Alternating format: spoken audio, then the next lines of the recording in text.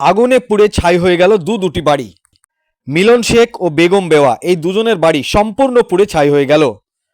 পুড়ে যাওয়া বাড়ি মালিকেরা যেন সরকারি সাহায্য পায় তার জন্য সরকারের প্রশাসনের কাছে আবেদন করলেন গ্রামবাসীরা। এই ঘটনাটি ঘটেছে মুর্শিদাবাদ জেলার ভগবানগোলা থানার দয়ানগর গ্রামে।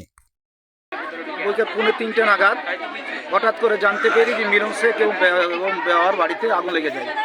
আমরা পাড়া প্রতিবেশী গ্রামবাসীরা দ্রুত ছুটে আসি। আমি স্নান করছিলাম, স্নান সেরেই দ্রুত ছুটে আসি। আসার পরে দেখি সমস্ত কিছু জ্বলে পুড়ে শেষ হয়ে গেছে। তাদের ঘর বাড়ি, কাগজপত্র, সোনা দানা এবং ডকুমেন্টসের কাগজ, টাকা পয়সা যা কিছু ছিল, ঘর ছিল, সমস্ত কিছু পুরো ধূলিসাৎ হয়ে যায়। আমরা গ্রামের বাসীর সকলের প্রচেষ্টায় আপাতত আগুন নিয়ন্ত্রণে, কিন্তু তার থাকার, খাওয়ার বা কোনো কাগজপত্র, ডকুমেন্টস কিছুই নেই। আমার পরিচয় হচ্ছে, আমি মোহাম্মদ শহীদুল ইসলাম, পার্শ্ববর্তী মাদ্রাসার প্রধান শিক্ষক, এবং আমার সঙ্গে ইনি ছিলেন দুজনে মিলে, আর এলাকাবাসী সকলে মিলে আমরা আগুন এখন আপাতত নিয়ন্ত্রণে।